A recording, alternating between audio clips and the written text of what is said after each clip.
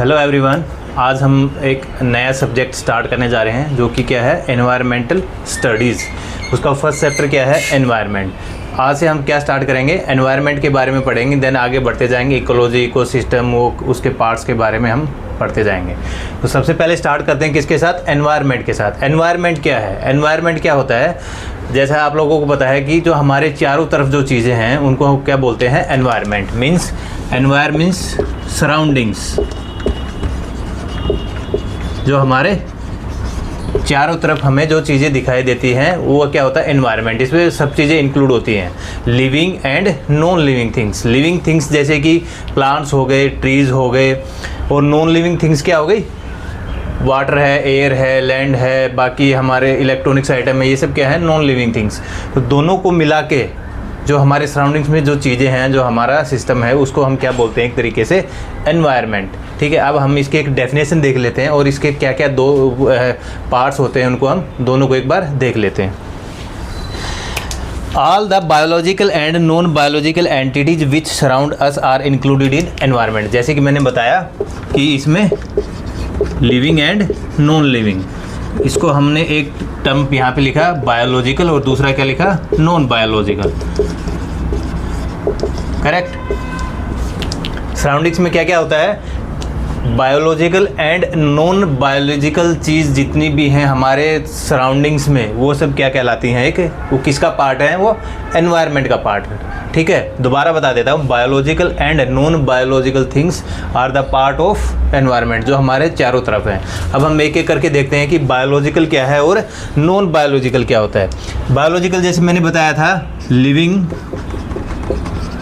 अभी हमने जैसे डिस्कस किया था कि लिविंग और नॉन लिविंग जो थिंग्स होते हैं जो हमारे चारों तरफ है, उससे मिलके क्या बनता है, एनवायरनमेंट। अब बायोलॉजिकल देखते हैं, living organisms that grow, living organisms, ठीक है, मीन्स जितने भी लिविंग ऑर्गेनिजम्स हैं जो कि क्या करते हों, ग्रो करते हों, उसके बाद में रिप्रोड्यूस, मेटाबोलाइज, ठीक है, और इवोल्व।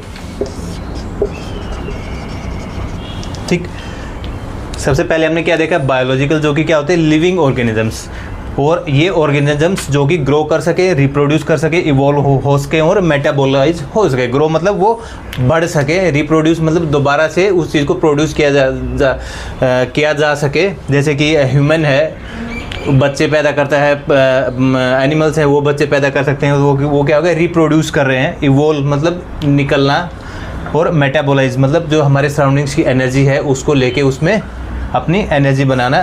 तो जो भी ऑर्गेनिजम्स, लिविंग ऑर्गेनिजम्स होंगे वो सब क्या होंगे, एक बायोलॉजिकल के अंडर में आएंगे, और जो कि हमारे सराउंडिंग्स में है सभी, वो सभी क्या होंगे, इंक्लूड्स होंगे। जैसे मैंने बता दिया आपको, ह्यूमन है, बैक्टीरिया है, ट्रीज़ हैं, प्लांट्स हैं, ये सब क्या होंगे। एग्जांपल इसके लिए लेते हैं हम, ह्यूमन, ट्री, बैक्टीरिया एटसेट्रा। ठीक है, ये सब क्या है, लिविंग ऑर्गेनिजम्स हैं, और ये किसके अंडर में आएंगे, बायोलॉजिकल के अंडर में। हम एक बार देख लेते हैं कि एक टर्म हम बार बार यूज़ करेंगे, ऑर्गेनिजम्स। एक बार हम इसको देख लेते हैं कि ऑर्गेनिजम्स क्या होता है, ताकि आपको क्लियर हो जाए। ऑर्गेनिज्म क्या है, एक इंडिविजुअल लिविंग सिस्टम, एक इंडिविजुअल मतलब individual organism, individual living system, individual living system. ठीक है, that function as a separate entity, that is cell or complex structure of cell of body। अब मैं आपको समझाता हूँ क्या होता है।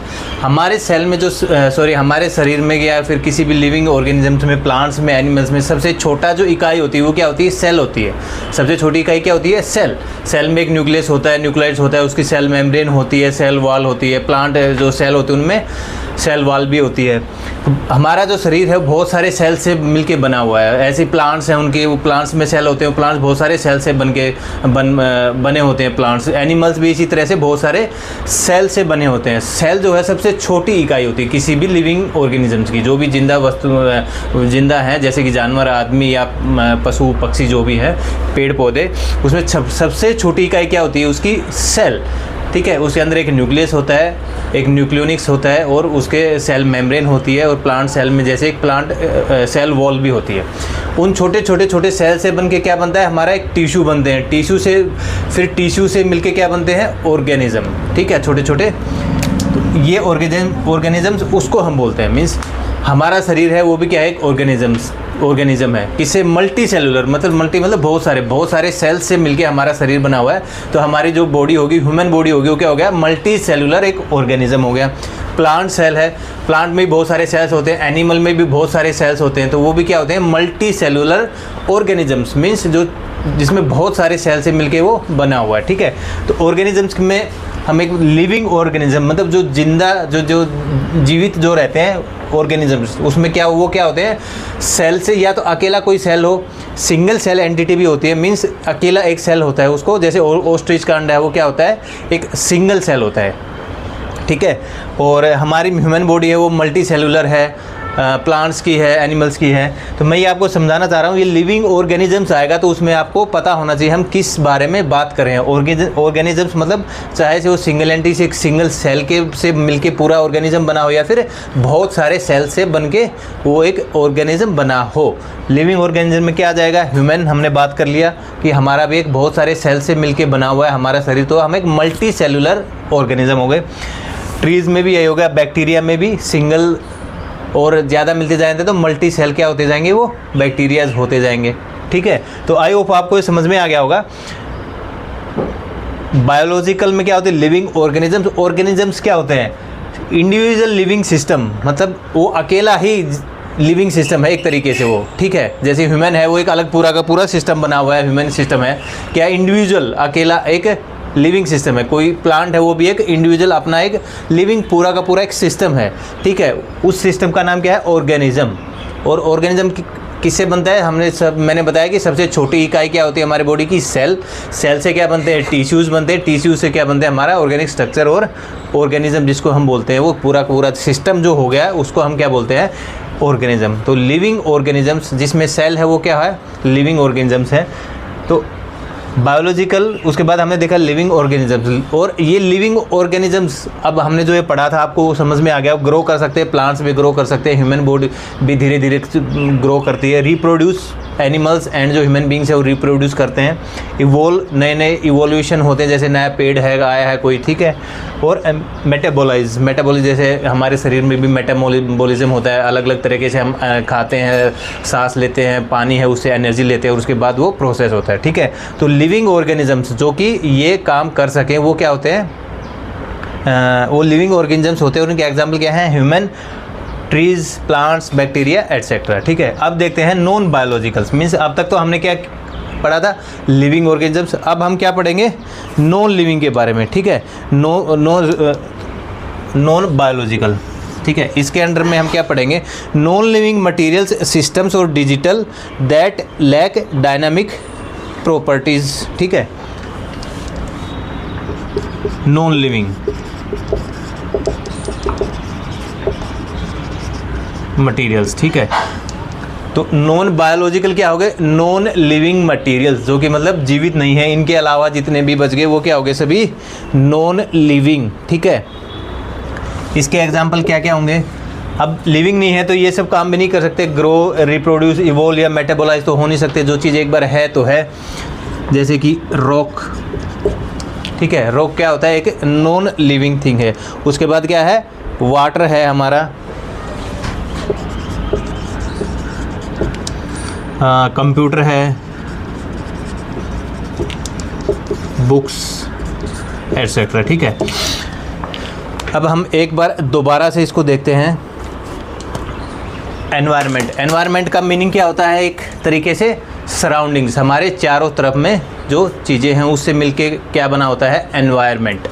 सराउंडिंग्स, इसमें क्या क्या इंक्लूड होता है, क्या क्या शामिल होता है सराउंडिंग्स में हमारे, बायोलॉजिकल और नॉन बायोलॉजिकल थिंग्स।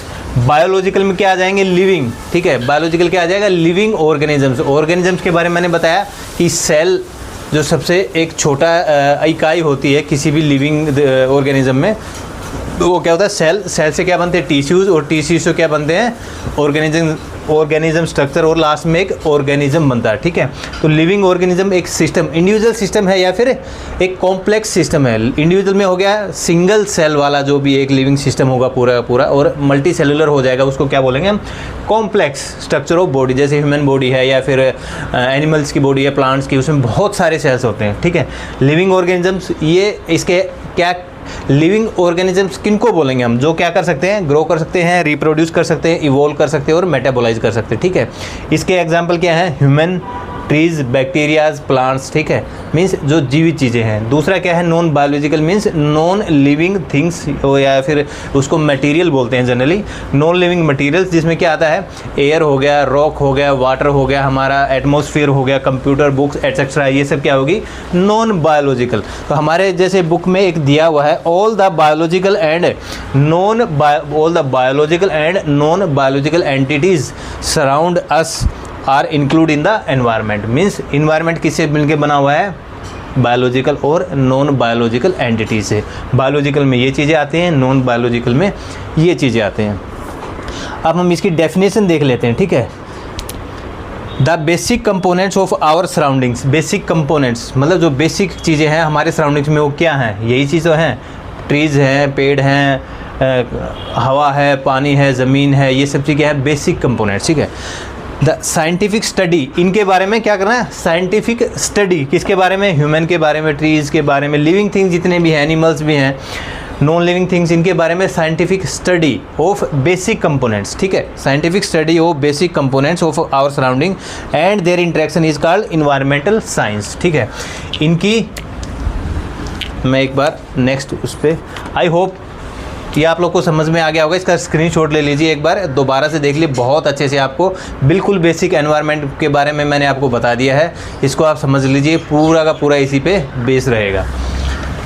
हमने क्या देखा अभी, एनवायरनमेंट। अभी नेक्स्ट क्या हम देखेंगे, एनवायरमेंटल स्टडीज़। तो एनवायरमेंटल में क्या था हमारा, सराउंडिंग्स में जो भी बेसिक कंपोनेंट्स हैं, क्या क्या है, बायोलॉजिकल एंड नॉन बायोलॉजिकल, ठीक है।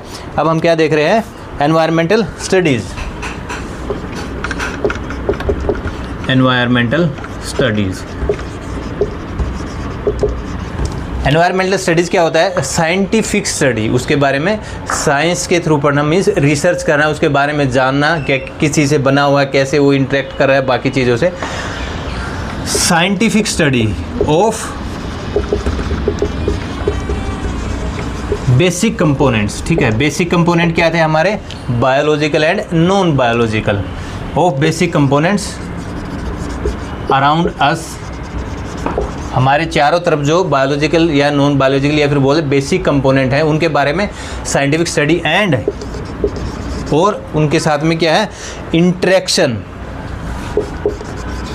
And their interaction, right.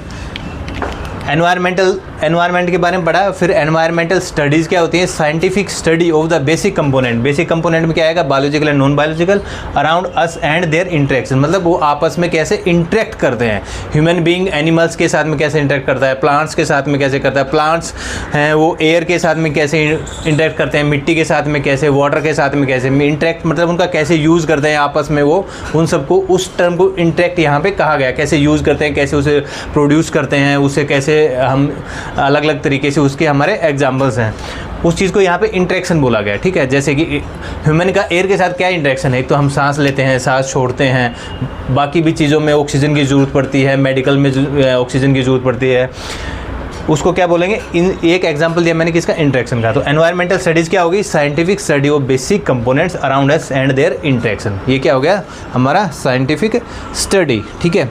इसके बारे में एजुकेट करना, इसके बारे में इन्वायरमेंट के बारे में, इन्वायरमेंटल स्टडीज़ के बारे में एजुकेशन देना, वो क्या हो जाएगा, एक एनवायरमेंटल एजुकेशन। अभी जैसे मैं आपको पढ़ाऊंगा, डिस्कस करेंगे हम एनवायरमेंटल एजुकेशन। एनवायरमेंट के बारे में आपको क्या कर रहा हूँ, मैं बता रहा हूँ, समझा रहा हूँ उसमें क्या होता है, कि कैसे कैसे चीज़ें होती हैं, वो क्या हो गया, एक इन्वायरमेंटल स्टडी। अगर बुक की टर्म में देखें, educating people about environment and it's problem is called environmental study और एनवायरमेंटल एजुकेशन। आई होप आप लोगों को समझ में आ गया होगा। पहले हमने देखा था एनवायरनमेंट, देन एनवायरमेंटल स्टडीज़ की डेफिनेशन देखी, और अभी क्या देखा हमने, हाँ, एनवायरमेंटल स्टडीज़ की डेफिनेशन देखी, और लास्ट में क्या पढ़ा हमने, उसको एजुकेट करने को हम क्या बोलते हैं, एनवायरमेंटल स्टडीज़। ठीक है, ये हमारा क्या था, environmental science.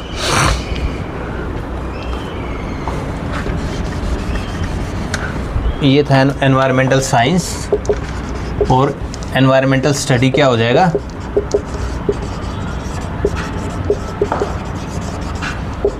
To study environment and problems. ठीक है, एनवायरनमेंट के बारे में पढ़ना और उसकी क्या क्या प्रॉब्लम्स है उसके बारे में पढ़ना क्या हो जाएगा हमारा, एनवायरमेंटल स्टडी। ये हो गया एनवायरमेंटल साइंस, साइंटिफिक स्टडी जो हमारा एनवायरनमेंट का होगा, और एनवायरनमेंट हमने पहले देखा। आई होप आप लोगों को ये बेसिक सा समझ में आ गया होगा, किसी को इसमें कोई डाउट नहीं होगा। पिछला जो हमारा पीछे जो हमने रब कर दिया, वो एक बार आप दोबारा से उसको ध्यान से सुनिए। अगर बेसिक एक बार आपको ध्यान में आ गया, छोटी छोटी टर्म की, ऑर्गेनिज्म क्या होता है, बायोलॉजिकल क्या है, नॉन बायोलॉजिकल क्या है, लिविंग क्या है, नॉन लिविंग क्या है, उनके एग्जाम्पल्स आपको एक बार, ये बहुत बेसिक क्लास है, बहुत ज़रूरी, एक बार आपको ये समझ में आ गई ये क्या चीज़ें हैं, उसके बाद आगे आपका बहुत ईजीली आपको क्लियर होता जाएगा। ठीक है, थैंक यू एवरीवन।